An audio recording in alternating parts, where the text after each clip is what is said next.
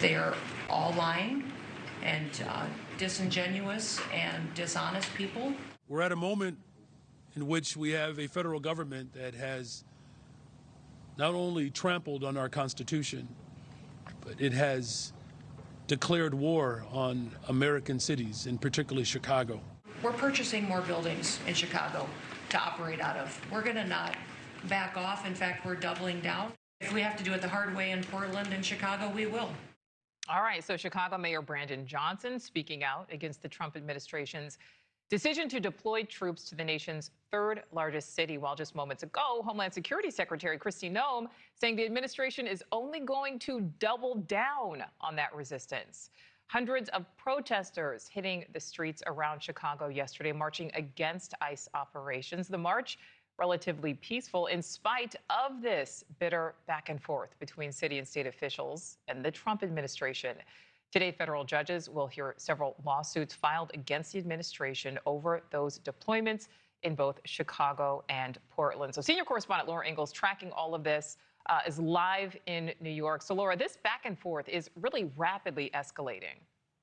Yeah, and you heard it just moments ago there with the mayor of Chicago coming out during this hearing at the federal courthouse in downtown Chicago, speaking out about what is going on inside. This hearing started earlier today, talking about the Trump administration, his words, to send in the National Guard, calling Trump double-sided, saying that first Trump said it was about crime, sending in the Guard. Then he said it was about immigration. Mayor Johnson says he believes that the Guard showing up in his city is sending in an effort to invoke chaos, create divisions, trample on democracy, and that they are hoping that the federal judge in Chicago will offer up a check and balance to what the mayor called this unhinged and reckless administration. So, you know, listen, the words of war are there in terms of how everybody is feeling about this. The National Guard, as we've been reporting, arrived overnight and will remain in Chicago for at least 60 days. U.S. Northern Command says that about 500 members of the National Guard,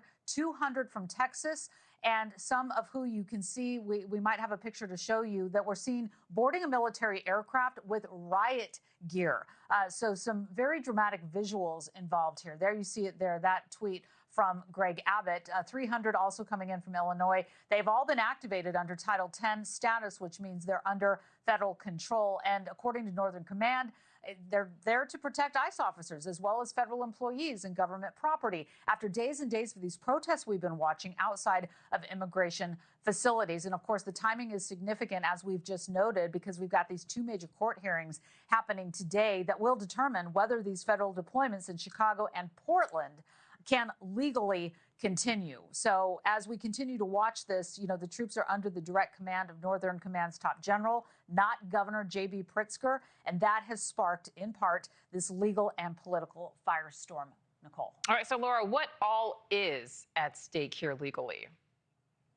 Well, we've got the hearing that's going on in Chicago right now, where this federal judge is going to decide whether the president can deploy the troops over a governor's objection. So they're going to get down to the heart of the matter if this is going to be allowed. And we also just received a statement from the Chief District Court Judge Virginia Kendall in Chicago. That's who's inside that courthouse where we saw the mayor come out. It came out this afternoon saying at no point did she authorize or request the National Guard's assistance to secure the Dirksen courthouse. And that comes after attorneys for the Trump administration filed a declaration for the National Guard support at the ICE Processing Center in Broadview and the federal building in downtown Chicago. That's that courthouse.